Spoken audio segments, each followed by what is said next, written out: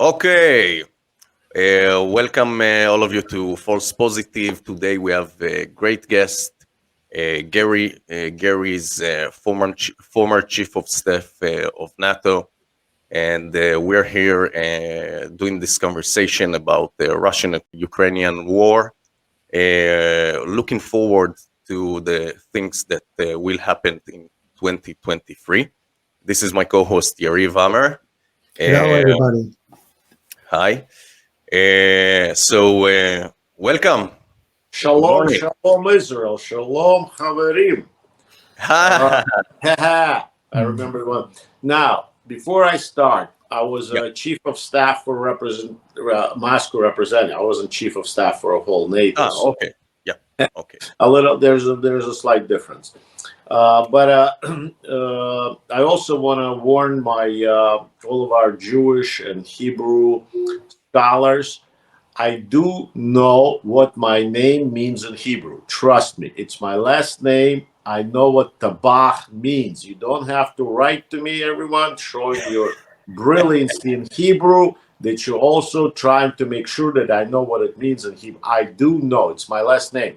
So if you want to, write to Kowalski in Poland and tell him what it means in Polish, or to Kuznetsov in Russia and tell them what their last name means, welcome. Maybe they don't know it, but it's I know what my last name means, because now half of Israel will start writing to me. Do you know what your last name means in Hebrew? Yes, I do.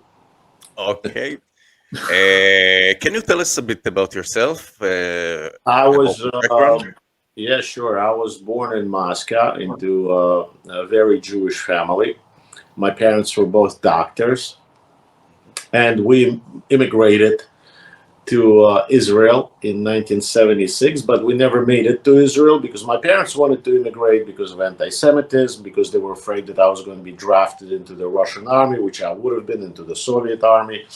Then they diverted in Italy from Israel to the United States because they were afraid that I was going to right away join the Israeli army as soon as I get there, as soon as I reach 18. So once we moved to the United States, and after a couple of years, graduation from high school, guess what I did? I joined the United States military, and I've served in the U.S. military for almost 30 years. You were the first Russian in the... I was the first Soviet. I was the first Soviet to become an officer, to be a commissioned officer. That is that is what the only fame I have. But I've done a lot of work with Israeli soldiers, with the IDF. I also sat on, for many years, I was a board member of Friends of IDF in the United States. So Israeli soldiers, Israeli warriors, fighters are very close to my heart. I love these boys and girls who are all ready to fight and defend their country. And generally, I like nations, people who are willing to fight for their freedom, for their country, for their land, and don't try to. And this is why I ended up in Ukraine, because in 2014 I was in Israel. I was by the Wailing Wall. I stood there and I looked down, and there was a note that says, "Pray for Ukraine." And I said, okay, there's a war there. The fight is not fair. I should go and try to do something and help in any way I can. Ended up bringing some wounded soldiers to the United States for treatment. Then ended up working with PTSD. And then I became somewhat of a media person. And then I tried to defend President Trump, saying he's not such a bad guy as the media tries to portray him in the United States and in Ukraine, which made me a controversial individual for some reason.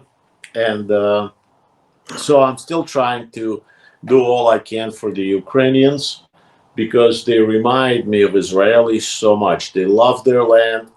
They're willing to fight. The fight is not fair. The force is way bigger. And they're being forced to do that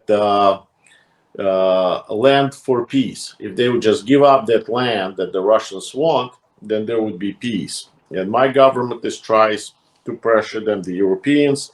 And I'm very outspoken saying, look at Israel, see how it was done in Israel. They never got peace by giving up land.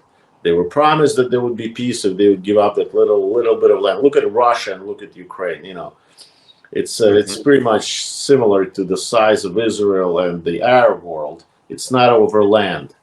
It's over that Ukraine wants, just like Israel, wants to be civilized, democratic, prosperous, economically growing country. And once it started to do so, just like Georgia did, the Russians came in and created a war, animosity, killing, death, and destruction, economically and human lives.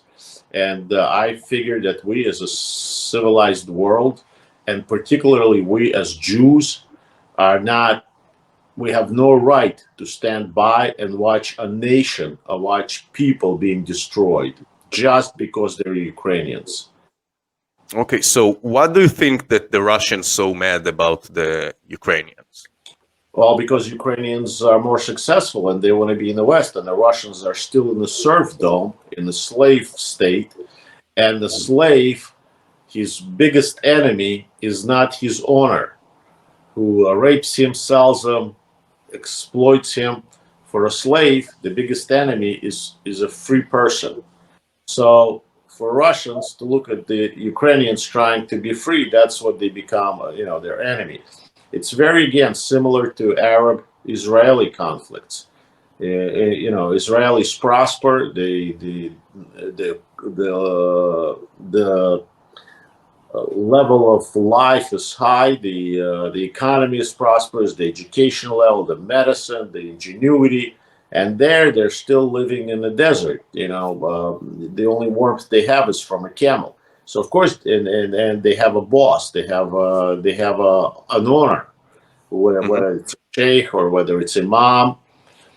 So the Israeli, it's not over land. It's over ideology. It's a world of light and darkness. It's over prosperous capitalism or enslaved communism. It has different names, but the idea is the same. Successful people, successful nations surrounded by losers will always be attacked. You can't create it yourself, so you got to take it away from them. Then they shouldn't have it either. Ukraine is very prosperous. Ukraine wanted to be part of NATO. Ukraine wanted to be part of European Union. They wanted to be part of the civilized world, and the Russians didn't. And because in Russia there is a KGB thug that's in charge and has been around for a long time. He's been in charge for 20 years, and life in Russia has not improved. He kept promising and promising and promising. And they have oil and gas. They have gold raining on them. And in 20 years, nothing. The people got absolutely nothing because of corruption, because of dictatorship. In Ukraine, in the same time, 5 presidents have changed, and they are, painfully, but slowly, they were living better and better and better, and they wanted to live even more so by becoming part of the civilized world, which Russia is, of course, didn't want to, and attacked them. Attacked them first time in 2014. And everybody closed their eyes, just like they closed their eyes on Hitler, saying, okay, well, maybe if he has this little piece of Poland or this little piece of Czechoslovakia, he'll come down. If he'll kill just a little bit of Jews in his own country, he would come down. Let's pacify him. The same thing in 2014 happened. Everybody started pressuring Ukraine. Just it's okay. Somehow it will resolve. Well, 7 years later, he had a massive, large-scale attack on Ukraine, destroying cities. Wiping off cities off the face of the earth, committing all kinds of crimes, war crimes, genocide. Like now, I'm sitting here in the room, and they could turn the lights, the electricity off any time, and it's very cold outside. So people, hospitals, children's hospital, they're freezing. The soldiers out in the front are fighting nonstop, repelling Russian attack after attack. And I think we can. I'm wondering if the internet will hang in here for us to finish the this program, because if they'll turn the lights off, which they do several times a day, whether and at night the streets are dark. Okay, so let's give the audience some of the perspectives. The Russian cut off about 50% of the power in Ukraine right now, right? Yeah, I believe so. I believe about 50% of the power plants are destroyed or damaged. Yeah. And there's a shortage of electricity, of energy in the country. Of course, there are probably already hundred thousands of people killed, including civilians, including children. There are several cities already wiped off the face of the earth. They don't exist anymore. And there is about, I would say about, what do they say, 10 million 10 million refugees, 10 million refugees inside of the Yeah. country, internal refugees, and about another 10 million refugees outside of the country. Basically, half of the country is in a refugee status. Yes, this data we get from Warsaw, from Poland. Right. They told us that 10 million people went through their border out to Europe, and currently, right now, they have 5 million refugees, Ukrainian refugees, in their land. But Right. I want to separate with the two things. Okay, so I get the humanitarian side, very important, because this is what we do. We are for the people. We are for the civilians.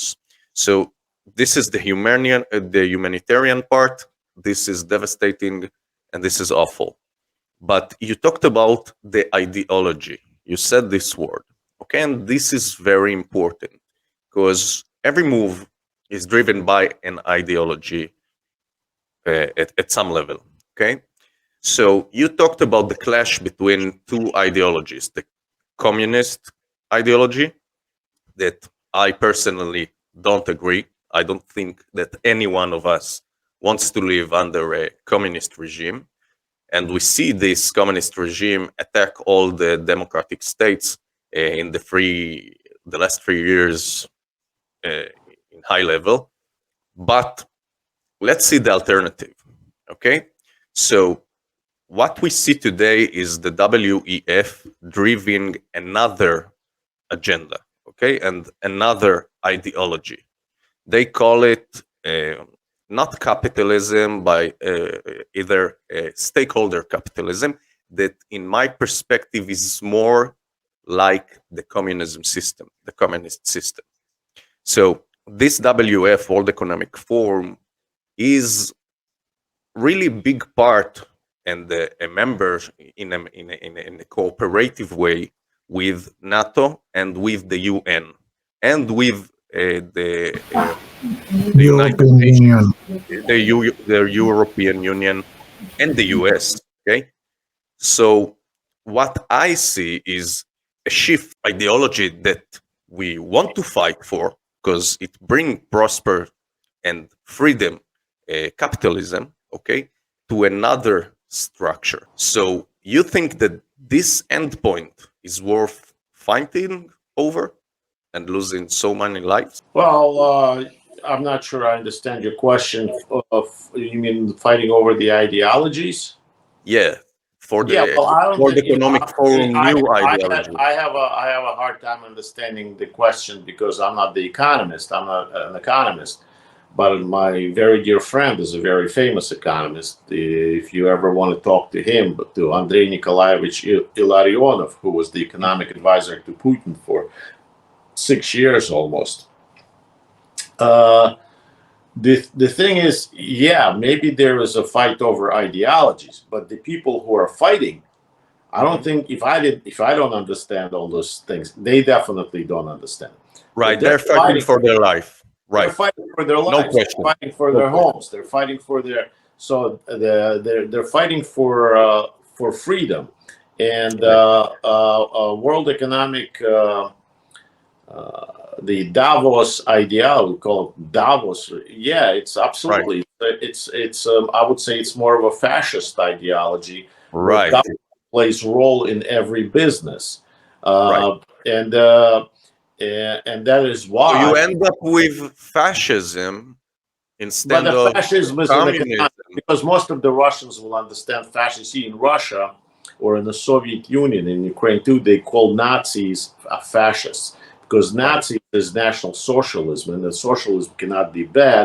So in Soviet Union, they called them all fascists, which was wrong, which is another confusion and fake in the Soviet style. But But today's fascism is economic structure. Yeah. Hello. So you see. yeah, Yeah. Yeah, okay. So you can sometimes I drop the internet is very weak here. it's So okay. that is why my point is that Davos gang has more in common with Putin than and Russia than with Ukraine. That Right, doesn't want to be right. part of the socialist system. But And still that we is see what Zelensky at Davos. huh? But still we see Zelensky at No, but I Davos. mean, well, we see everybody. We see everybody there because it's economic forum. I'm sure there are different ideologies, different, and then Zelensky has no choice. He needs their help. He needs to win Right, this war. He needs to survive. No, right, absolutely. right. But and it's like Israelis. I'm sure Israelis are not pro-Russian. Ye- I mean, because sometimes life makes you deal with people you don't want to deal with, or nations. But so they find that, and that is why Boris Johnson was the one that broke off from it. And we remember what they said about Boris Johnson, including in Ukraine, saying, oh, he works for Putin. He wants to break down NATO. He wants to break down European Union. He's collapsing. I have a question about Boris Johnson. He's pissing off all our allies. But we see that the one that saved Ukraine to this point was Boris Johnson. And that's why they had to get rid of him, because he's not Right. playing along with them. Just like President Trump did not play along with them. They had to get rid of him. And if you think they're not trying to get rid of Zelensky, you're mistaken. Now the next one is Zelensky. They're trying to get rid of Zelensky. They're attacking him, and there's all kinds of subversion going against President Zelensky. Mm. I wanted to ask, back in March, they had, it was said that they almost reached an agreement, but then Boris Johnson flew to Ukraine, met with Zelensky, and delivered the message from the West that we are not ready yet to make this agreement. Do you think this is true? Like, I don't think it's true. No. Boris you don't Johnson, think because what kind of agreement did they come to? There's no agreement. The only agreement they come to is when Russia clears all of the Ukrainian lands, pulls back, Russian war criminals stand trial, reparations are paid by Russia to Ukraine, and only then, when they start acting civilized like Germany did after World War II and Japan, only then you can sit down and talk to them. I'll tell you what Golda Meir said. What kind of negotiations could you have with someone who came to kill you? The Russians came to Ukraine to kill them. What kind of negotiations can you have with them? So when the West, including my government, the White House, is constantly pressuring Ukrainians to sit and negotiate, it is actually signing their death certificate. It's pushing them. There's no way that they can negotiate with Russia. There's going to be no land for peace here. Ukrainians will not accept that. They love their land so much, they've already paid the very high price, very high price. Many of them got killed, crippled, lost everything, their homes. This is not gonna end as a neutral agreement. There was a time, I think, when the Ukrainians were willing to sit down and negotiate the borders before February of last year, about a year that's ago. what I heard. Before the Now, invasion. no, when the invasion just started. Yes, in And March. they were given 72 hours. But once they saw that the Russian forces were not as they thought they were, and once they saw that the Ukrainian people are not giving in, once they realized that President Zelensky is not a coward or a clown, that he did not accept President Biden's offer to get a political asylum in United States. He said, I need guns, not taxi. That's what he said to him. And he didn't abandon his people. And they realized So you think that the end of the war, like if we look forward, the end of the war cannot be some sort of an agreement between the Russians and the Ukrainian with some territorial agreement. Not territory. It must be fully Russians Right. like go back to the previous borders and to the border to the borders that were before February. No, before 2014. Before 2014. Yeah, so it means Donbass and Crimea, but go back to Ukraine. And Crimea. So how do you think this can be accomplished? There is an international chapter which everybody voted, everybody signed on it. Those were the borders of Ukraine. In 94, 96, Ukrainians gave up their nuclear weapons with a Budapest memorandum, right, where the United States, European Union, and Russia assured Ukraine that the borders would remain the same way, that Ukraine does not need nuclear weapons to protect itself. We're all assuring them that we will defend it. So Russia, one of the issuers, one of the signatories of the memorandum, violates that, attacks Ukraine twice, not once, twice. I want to give perspective to the audience.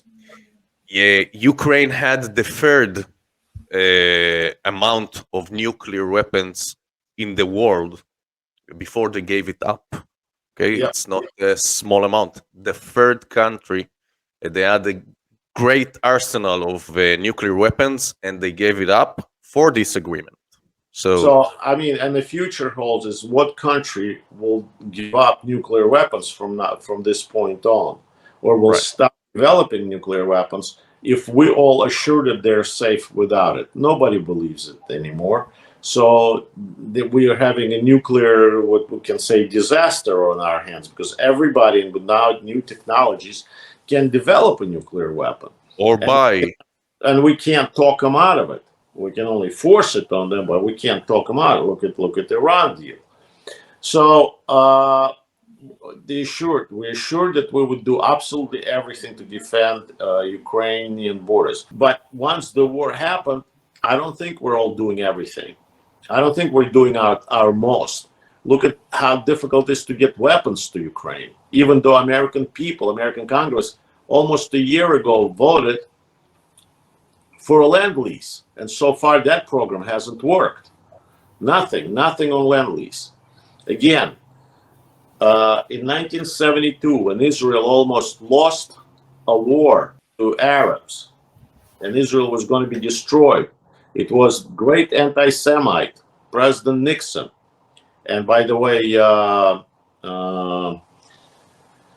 Henry Kissinger, his at that time national security advisor, came in and told them not to help Israel because Jews in the United States were not going to vote for Nixon anyway. But he said he knew it. He says, but I have to remain on the right side of history. He lifted all of our airplanes, our Herculeses, full of weapons and full of things that Israel needed. And Israel was able to repel the attack. And I guess President Nixon was never forgiven for that. But you have to remain on the right side of history. And we all know now it is wrong. It is wrong what's going on in Ukraine. And we need to help Ukraine, and we need to give Ukraine all of the weapons that Ukraine needs to secure victory, and a total victory, not just victory, total victory in this war. But for that, they need weapons. So far, we're already a year into it.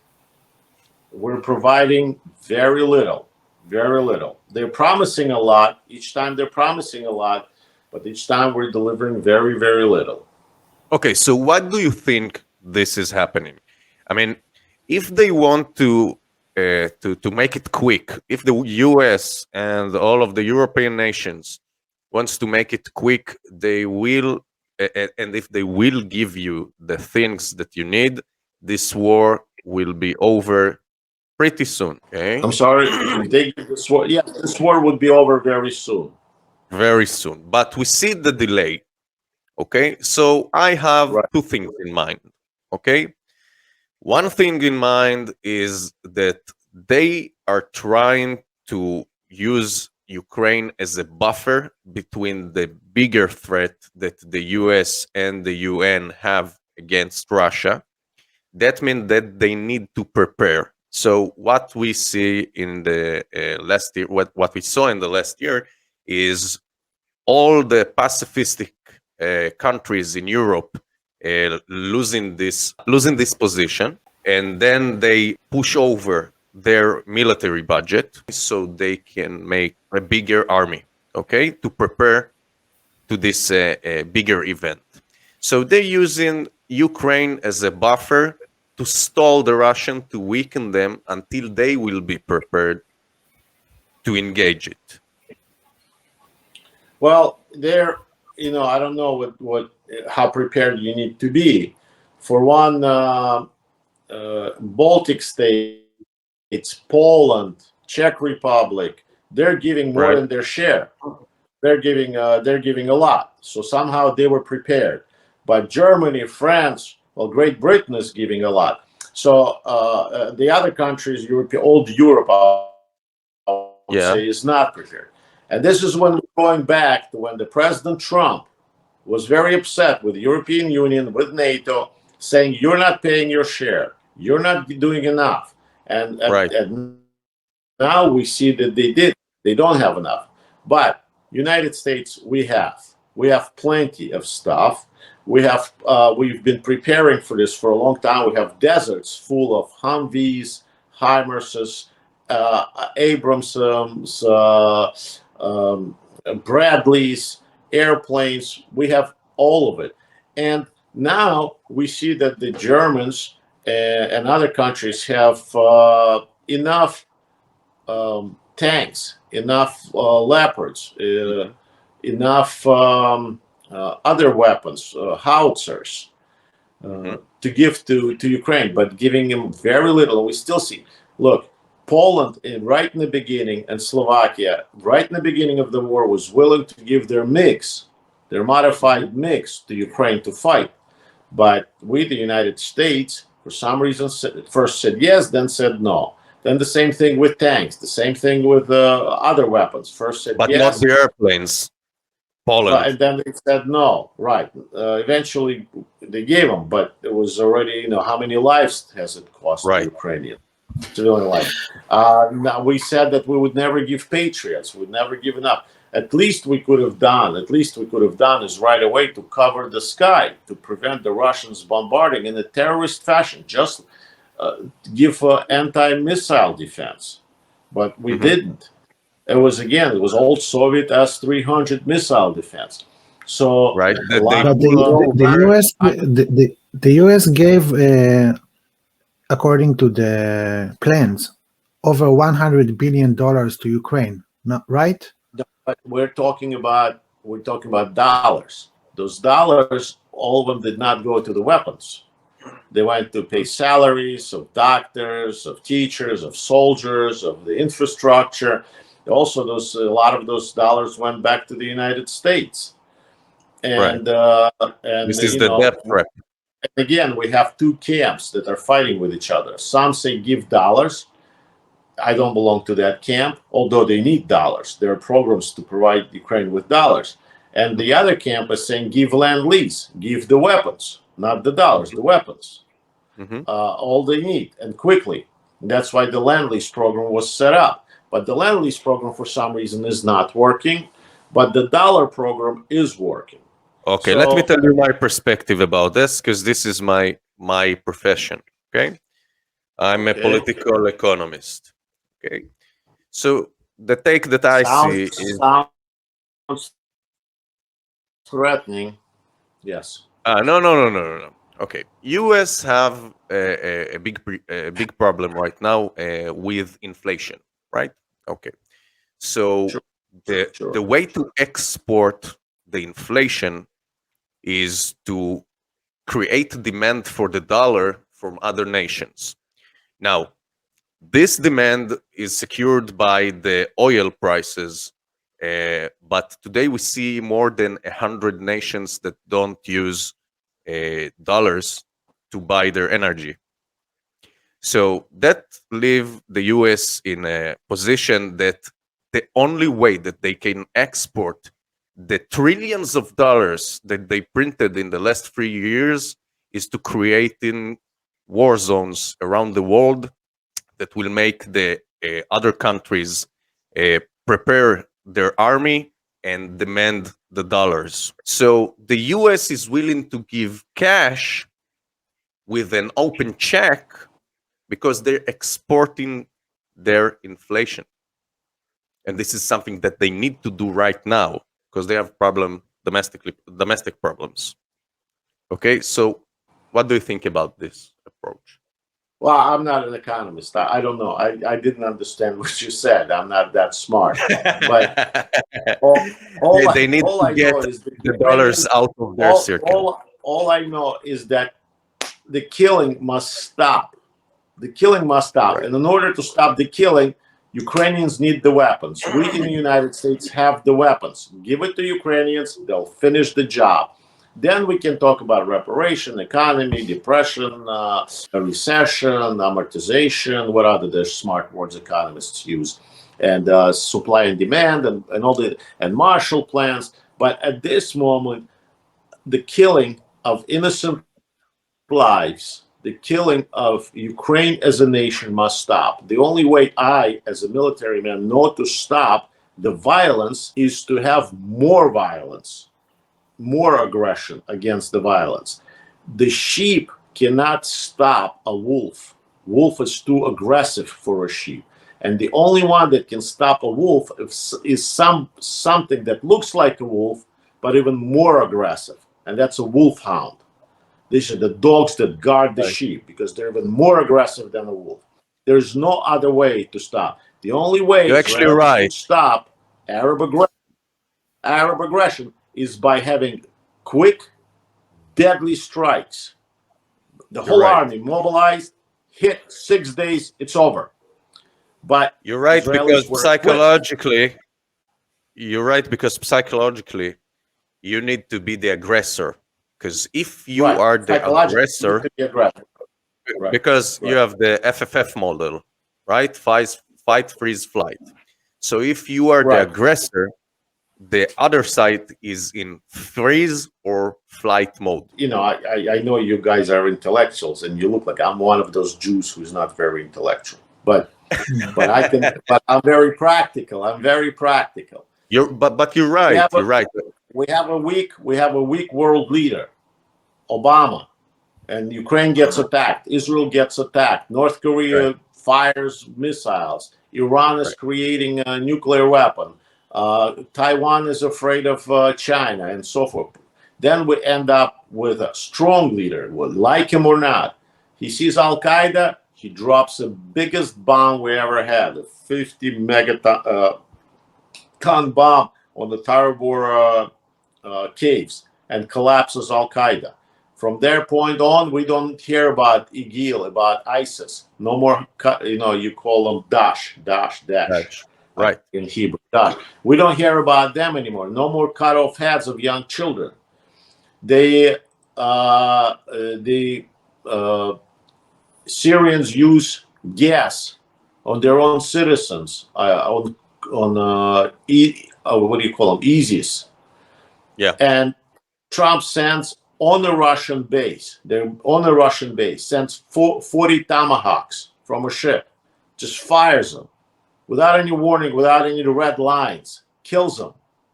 It stops. There's a strong leader. We see a strong leader. Russians send 300 or 500 of their hired mercenary troops, VCK Wagner, to Iraq to capture the oil facilities that belong to the Kurds, and it says kills them. We kill them. There's no escalation. There's no war. Everybody stays quiet. You have a strong leader. You have a wolfhound that that says, don't mess with me. So then we end up with a weak leader again who fumbles, who doesn't know what he's doing, lifts sanctions off Russian, German pipeline, puts sanctions on our Keystone pipeline. Oil prices go up. Here's the economy for Russia gets again the flood of money, and they pull the troops together because they see it's a weak leader. Get away. Taiwan is screaming bloody murder. Israel gets attacked on the 21st of January of 2021, the day that Biden takes office. Israelis start getting bombardment that same day. He gives back the money to the left Afghanistan. Yes, Afghanistan is a very big deal. Right. Yes. With Saudi Arabia. The money. As a matter of fact, he takes the money away from Ukrainians and gives them to the Palestinians. That 30 million or something there was, and right away there's attack on Israel. It's that the financial aid, military aid that was supposed to go to Ukraine, he diverts it to the Palestinians, and created a bigger problem with Saudi Arabia.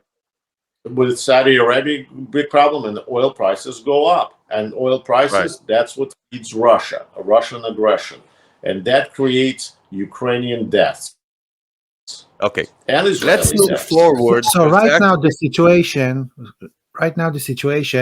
I try to follow the news, but I try to listen to different type of sources so I get the full picture. You should only listen from the news to understand. So I understand on the one side, Ukrainian is doing very well to hold the north and the south, and the Russians are going trying to get to the middle. I forgot the name of the city where they are heading now. But there was the escape from Kharkiv, and now they are preparing. On the other end, I hear the news that the whole reason for leaving Kharkiv was that the Russians will be able to gather the forces, and then they will be able to strike when the winter comes. Now is the winter. So is there going to be a strike from the Russians on the center of Ukraine? Like, what is going to happen now? That's why they need the tanks. Well, that's again, I'm not somebody who is very good at predictions. I don't see future. I know Messing was very good at this. And there's a bunch of journalists and reporters in Israel, in Ukraine, in the United States who see the future. They'll tell you what's going to happen in the future. It appears to be that the Russians are regrouping. They are mobilizing, and they are preparing for a major offensive. However, Ukrainians are doing the same thing. And for that reason, Ukrainians need the weapons. The quicker, the better. The training and the weapons. They need offensive weapons. And yes, there is. And as a military individual, as a military person, I think you should be prepared for it. You should be prepared for any attack from any side, and you have to have an intelligent, what's called intelligent gambling in moving your forces around, because Ukrainians don't have as many forces as Russians. They're way smaller force. It's like Arab-Israeli. You have to be smart fighting this war, but they do need the tools to do it. So the Russians know that now some tanks are supposed to be coming in from Great Britain, very heavy tanks. I mean, it's not an offensive weapon, but it's a very heavy tank.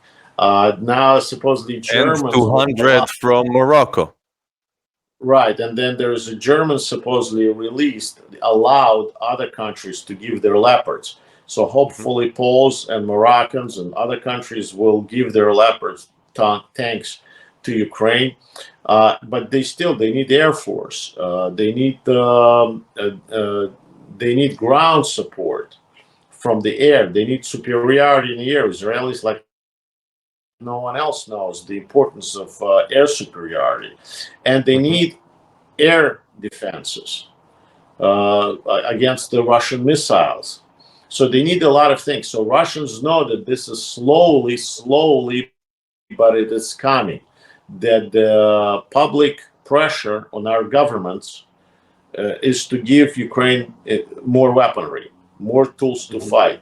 So Russians realize that. So now it's who's going to be first, who is going to be quicker, who's going to do it first. Will the Russians start an attack, or the Ukrainians counterattack? So each one of them is preparing very quickly for that, because But is the strategy of the West to do financial sanctions and to send money and maybe weapons is the right strategy? I mean, will Ukraine be able to fend off the Russians, or without sending actual troops on the ground from NATO and from the US? Is that possible to fend off 300,000 soldiers? Well, today, I mean, how did the Israelis fend off what is it, 700,000 million men army with what? With 300, there was like 10 times less Israelis, men-wise and women-wise, with the manpower wise. But you fended off, and several times you did that. Not just once, because today we're not just fighting by sheer numbers. Today we're fighting with the high technologies. And the Ukrainians need the UAVs, they need intelligence, they need satellites. They have Starlink, thanks to Elon Musk. I mean, so they need more. They need way more high technology than the Russians, because there are less of them. There are way less of them. Their economy is much weaker. So yes, I mean, sheer numbers. If this continues the way it is, eventually Russians will overwhelm the Ukrainians, because there's just too many of them and there are too few Ukrainians. The sooner we give Ukrainians the right tools, the right weapons, they will be able to fend off the Russians. But that stagnation that's been going on for the last 6 months, that attrition, war of attrition, as we call, Ukrainians will eventually lose, because there's just not that many of them, and they don't have that many weapons as Russians do of that metal itself. So that is why it is so important then that the West organize itself and start giving things. I mean, I would prefer if we would give, one type of things rather than different. If you have 5 different types of tanks, then you need 5 different, spare parts, mechanics, everything. If we have just Leopards, if we give them just one kind of a tank, Leopards or Abrams, then it's much easier to operate, to maneuver, to repair, because you have just one weapon system. If they have different types of howitzers, the same thing. But to me, and the training, you need to train your people only for one time. Right. It's like I wish they would have a Merkava, but you yourself don't have enough of them. But so that is the problem. There's also, but it's better than nothing. So at least we should give whatever we can, and we should flood Ukraine. All Ukrainians are difficult to train. That's absolutely not true. They train very quickly and they're willing.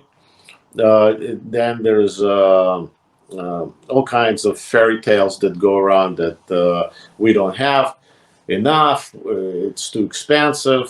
How expensive is life? How cheap is it? The issue is that we cannot stand and watch a nation being destroyed because this maniac threatens us with nuclear weapons, or because there's corruption, or because there's different thoughts. Gary, I tend to follow. You're now in Kyiv. I'm now in Kyiv. The thing is that during such tough times, there are leaders that surface, and in Ukraine they say, well, President Zelensky, definitely is a great wartime president. Who's a leader who stands by, and Israelis got their own Moshe Dayan. Their commander in chief of the forces is General Zaluzhny, who apparently is very talented, very dedicated, very brave man, who I believe will study in our war colleges, in our military academies for many years. He's that type of a military leader, where he is quietly takes out the Russians one by one. And he said, he's very clear. He says what he needs. He says, I need 300 tanks. I need 600 to 700 armored fighting vehicles, like Bradleys. I need 900 howitzers, and not much, really. He's not asking much. I think the biggest shortage of what we have and we cannot supply is the rounds. Is the rounds for the howitzers and for the tanks. Mm. And that's the shortage. And I understand we're now emptying out our prepositioned places in Israel, that we had prepositioned places, that we're taking some of the stuff out of there with in cooperation with Israel and sending it to Ukraine. Okay, let me ask you something. So you're now in Kiev. I don't know I'm in Ukraine. Yes, in Kiev. In Ukraine right now, the civilians, how do they live? Well, what is the reality? What is the day-to-day life? Well, the life is hard for them. The life is hard. The economy is difficult. Many of them have families now abroad or refugees. Many of them lost everything, but they don't give up. I mean, their attitude is that we're going to stand, we're going to fight, and we're going to win. They're convinced of it. There is no panic. People are not pushing each other. People are still polite. As a matter of fact, as you know, when the stress like this happens, people become more polite to each other and they try to take care of each other. But it's cold. It's cold. It's mud. It's like it's a wet coldness kind of, because it's not really freezing, and it's a lot of water in the air, a lot of humidity type. So it's and of course, because of the electricity, and when electricity is in such short supply, now we depend on our gadgets like iPhones and computers and all this. So it brings a lot of interruption to work and to the movement of troops. But people The supermarkets, you have supermarkets are supermarkets. functioning. Supermarkets are functioning. Markets are functioning. Prices are high. Became way more expensive. I mean, there's no airlift. Everything is trucked or trained. The Hospital. No, they're all functioning. Everything is functioning. You would think that there would be destruction of the infrastructure. Right. But police is working. There are no lights on the streets, but the traffic lights are working. There is water. It's not complete interruption. So schools are working. I mean, distance learning, but it's working. In the countryside, schools are working. So they work from home right now. In some areas, they work from home. Some areas have schools. Life is very, very difficult, but you do your best. Theaters are working. Shopping malls are empty, but they're working because people can't buy anything now. Except so the government give so the government give money to the people so they can. Well, there are refugees. There's money for refugees. There are refugees. We, of course, the European Union and the United States, we give those grants. This is what's called packages, funds to pay salaries of soldiers, pay salaries of teachers, the government officials, and there is an influx of money into the country, but it's not enough. I mean, you can't get. There's a fear. There's also always a fear of corruption, not only in Ukraine but also the governments, like in the United States. We also fear that we're corrupt on our side. In every war, with the cryptocurrencies, and in every war there are people that make money, that try to make more money, blood money. So Yeah, but there are a lot of volunteers from all over the world here. A lot of Israelis How many volunteers. volunteers is right now in Ukraine? Thousands, thousands. Thousands? There are a bunch of volunteers are fighting soldiers, volunteer to fight from the United States, from Israel. There are Israeli instructors. There are Right. Israeli a lot of medical workers. Um, so there are a lot of volunteers. But I mean, it's a war. It's a full scale war. So you're in a war zone. Can we zoom out? I want to ask you another question because you understand NATO greatly, and we have a much bigger problem with Russia than we are the people, the civilians in the world understand. Okay, and it's not only the new Cold War or the old Cold War that is now representing again.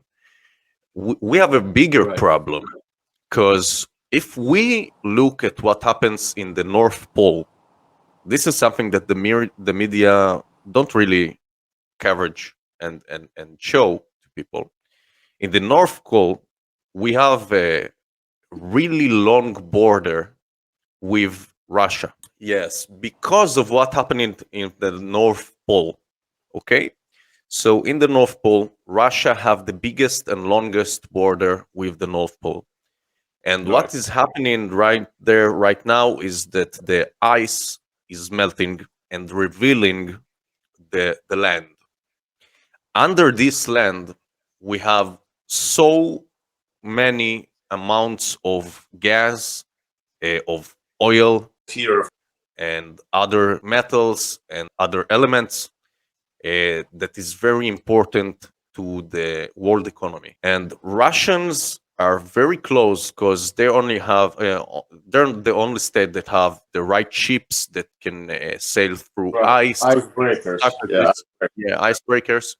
They have the biggest advantage on those resources from the North Pole that are now revealing.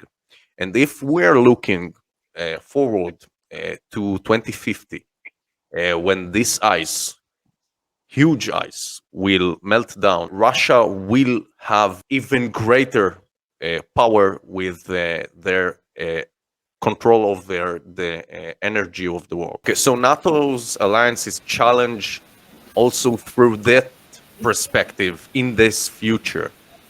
What are their approach about it? Well, I can tell you about NATO. You know what NATO stands for? It stands for North Atlantic Treaty Organization. Right. But in reality, those of us who were in the NATO, we say NATO stands for No Action Talk Only. Because, again, we can see that NATO is not doing anything about this war, about preventing or stopping or helping the Ukrainians. Very, very little. They talk a lot, but they gave 300 generators to Ukraine. That's what NATO. NATO now is competing with Red Cross by giving humanitarian aid. I don't know what will happen in 2050 when the ice melts, if it melts. All I know that the Russians do have a very large military base in the North Pole.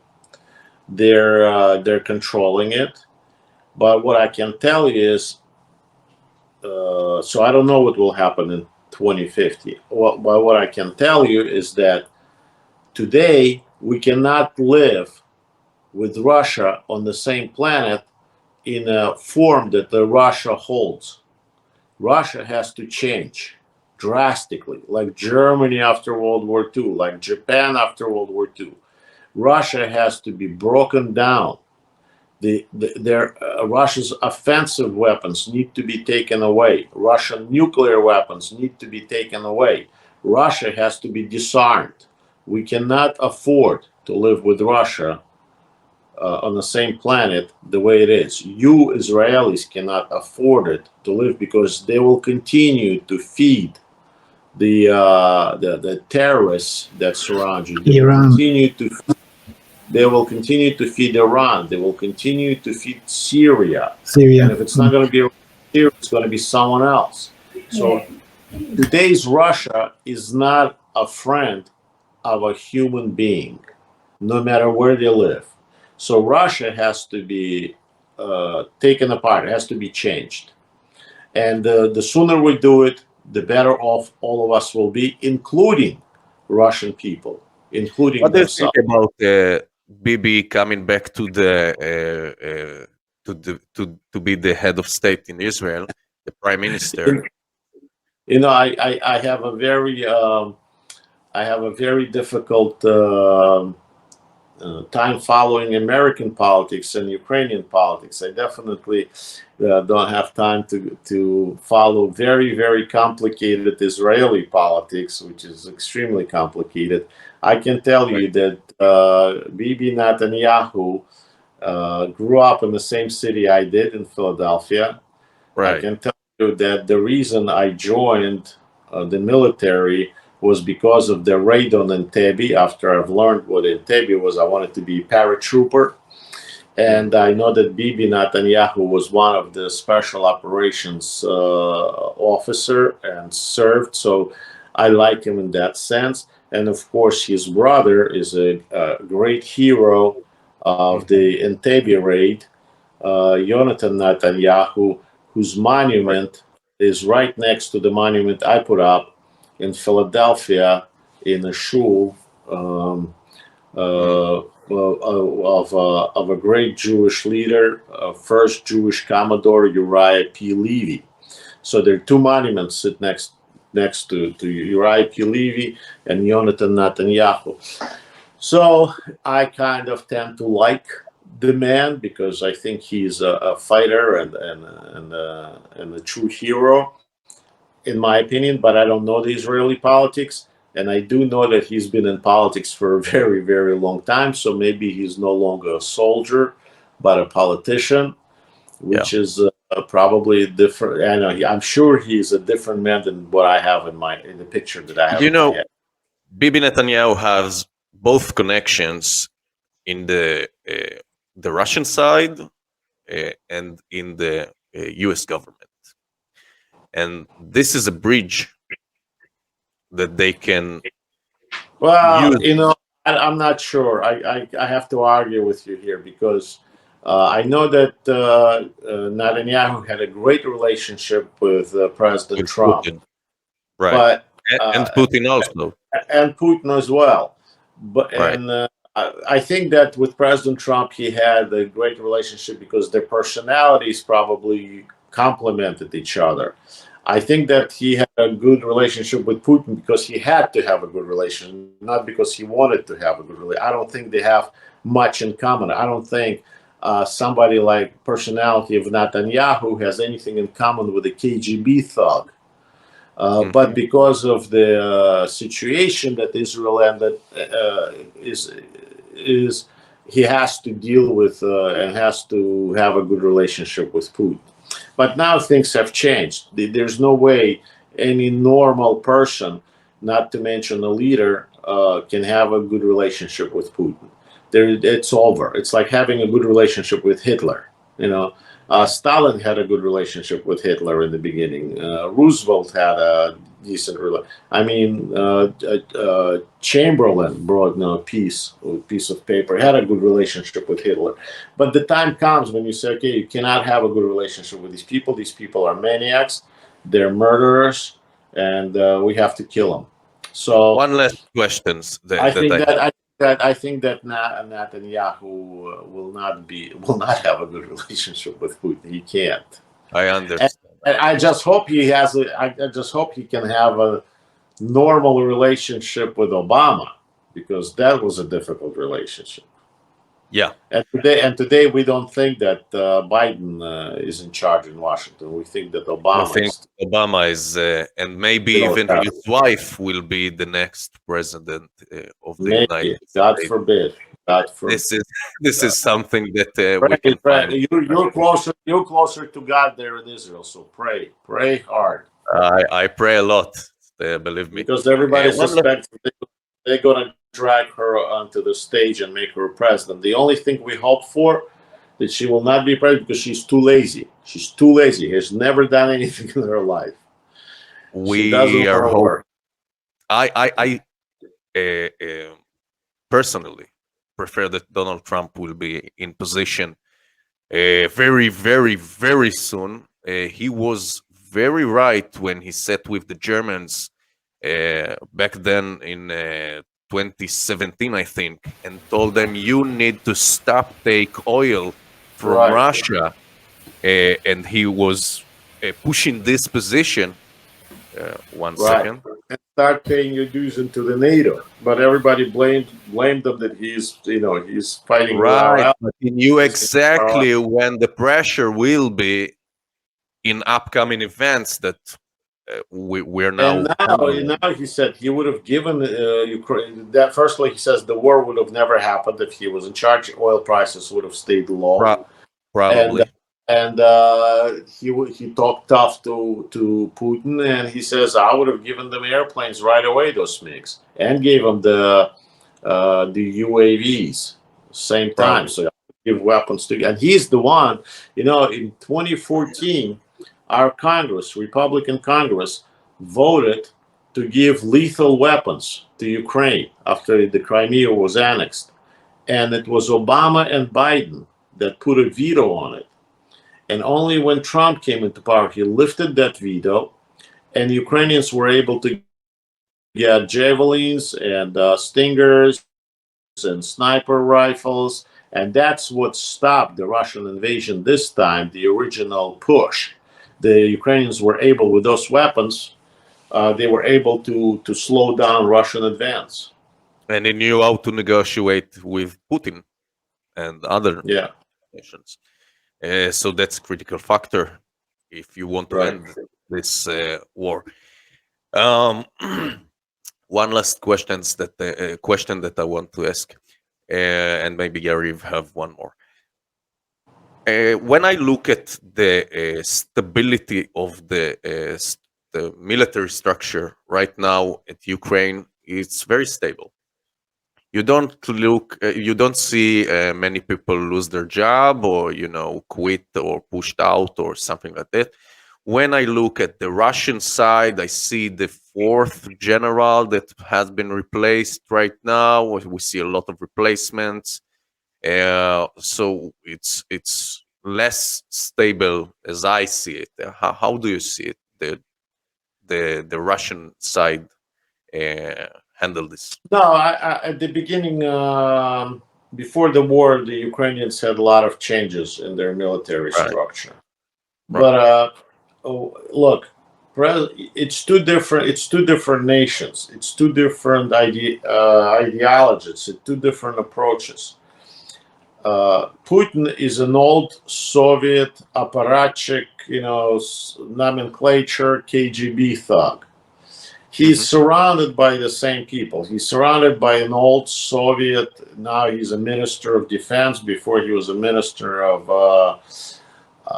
other ministries. That in any way, it was an old Soviet nomenclature, guys. All Russian generals are old Soviet generals with the Soviet tactics and Soviet strategy. Soviet ideas of fighting the war, never retreating, and so forth and so forth, with the old Soviet equipment. They haven't come up with anything new. On the other hand, in Ukraine, the president of Ukraine and his surrounding were never Soviets. They all grew up already in a free Ukraine. They're young people. The General Zaluzhny, who's the head of the military of Ukraine, has never served in the Soviet army. He already only served in the Ukrainian army and commanded in Ukraine. And he studied abroad as well in the Western countries. All of his generals are the same type. They're all young. They're all Western educated. And they've never been infected by the Soviet ideas or Soviet styles. So we have two different systems fighting with each other. One is old and the other one is new. But the new one is weaker and smaller, and the old one is large but not very maneuverable. Okay, Yariv, do you have something else that you want to ask? My final question. Do you think it was a mistake to try and promote Ukraine to come into NATO? And do you think that now, what is the future? Is Ukraine going to be in NATO? I think Kissinger just said that last year, Kissinger said, no, don't bring Ukraine into NATO, negotiate for peace. Now Right. they said last week you should bring Ukraine to NATO. So what do you think is the future?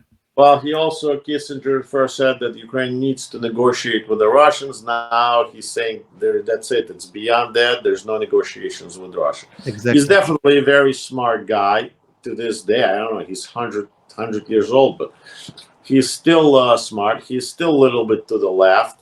But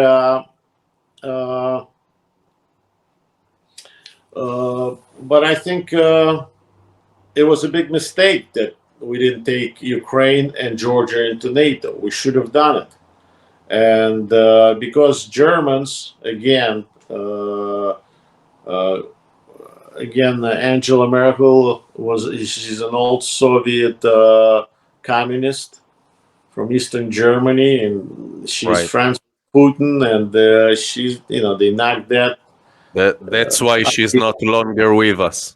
Yeah, she's been long enough, and she caused enough damage. But they didn't take. If Ukraine would have been now in NATO and Georgia, Russia wouldn't have started the war.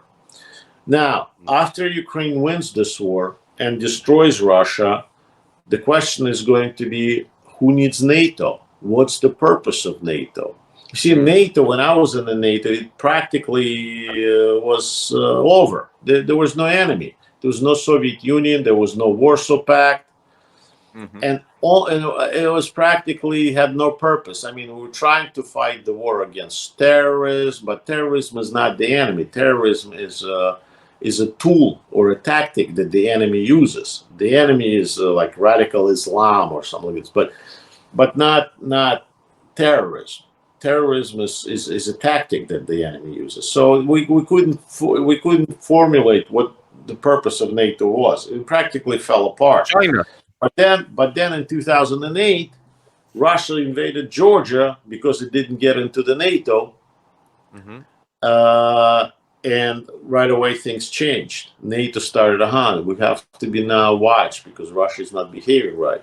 And then those speeches that Putin delivered, that the West becoming an enemy again. And then, of course, in 2014, when Putin invaded Ukraine, then the NATO got this second life into it.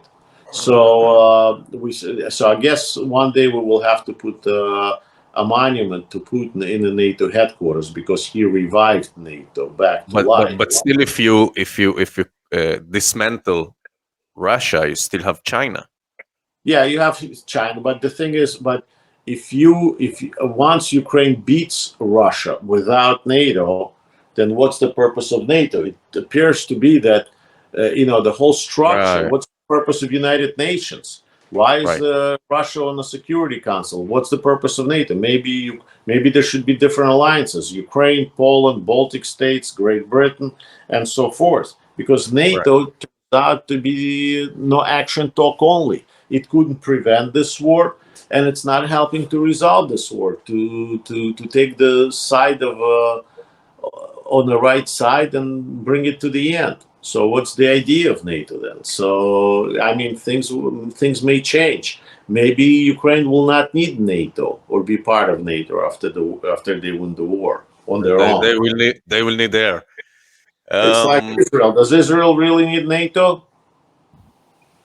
No. We need all the help we can get, Yeah, well, so does Ukrainians. All they care. But how much help does NATO give to Israel? Or they don't supply anything to Israel. We need the US, and that's it.